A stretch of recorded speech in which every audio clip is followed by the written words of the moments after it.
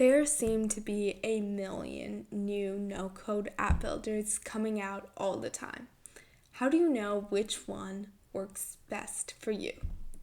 My name is Anya, and I'm continuing my series where I give my candid walkthrough of a no-code builder and let you know what I think.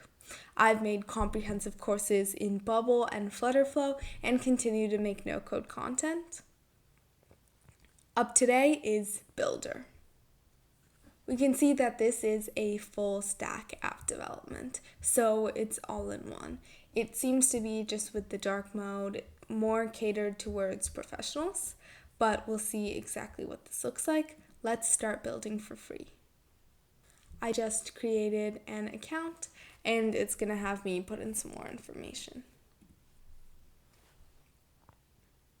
Okay, now I'm at my project dashboard and I can create my first project. Let's start by calling this BILDR demo. And let's just make a basic website.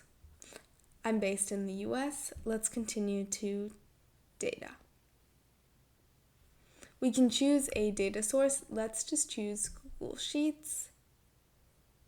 And let's just say our users will be hosted on BILDR. We can continue to collaborators, actually skip that. And then we get to these templates. So they seem to have a lot of these to-do apps, some sort of ChatGPT integration, a task app. Let's actually try building just a blank app and see what that looks like. And then we can continue.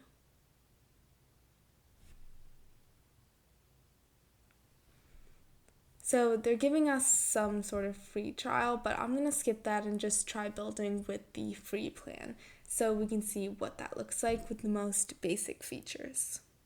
So they have some good tutorials that come up right away. That's always helpful. But for the sake of it, let's just skip all of these and start building. I'm going to start by inserting a page. Let's just build a landing page. It's kind of in this Figma format. So they have these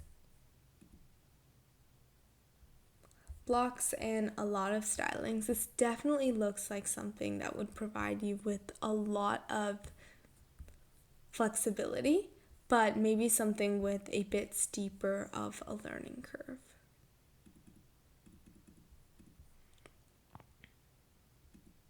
We can add in elements. Let's just add in, I just want to add in some sort of image, that, and then drag it on somewhere.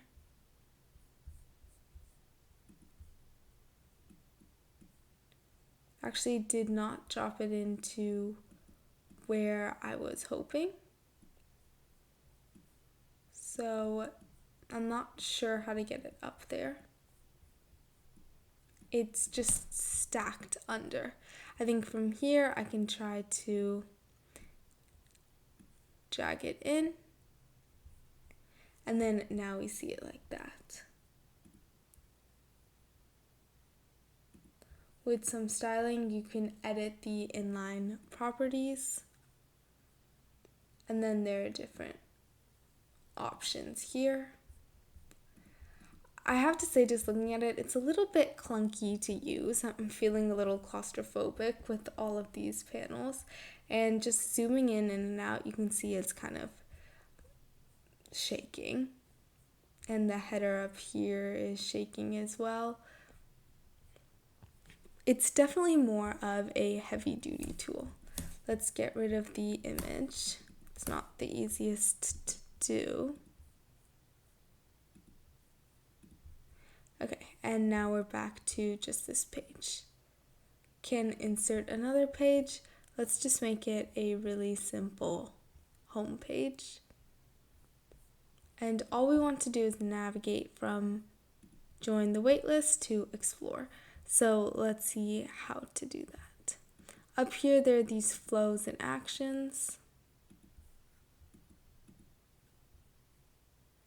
here we can go event. I'm going to click a new event on a mouse click.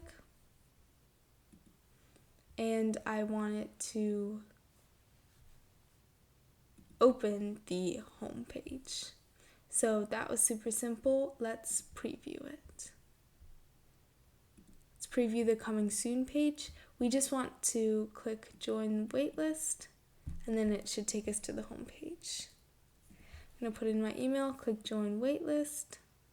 This was all already set up. I didn't do any of that. Then it doesn't actually take us to the home page, which is strange. Yeah, it doesn't seem to be working as we expected. Let's see if we can make this coming soon a link to open the home page.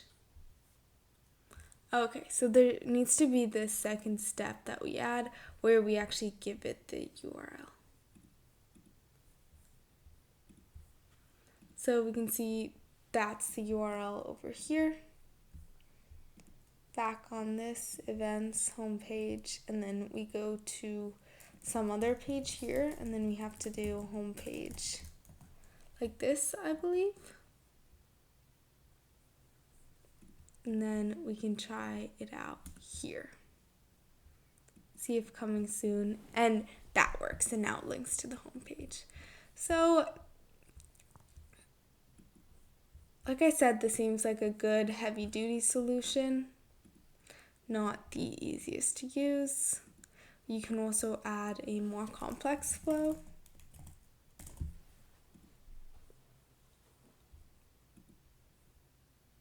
But it's a little slow, it's a little confusing. I don't love it, but let me know. But try it out and let me know what you think.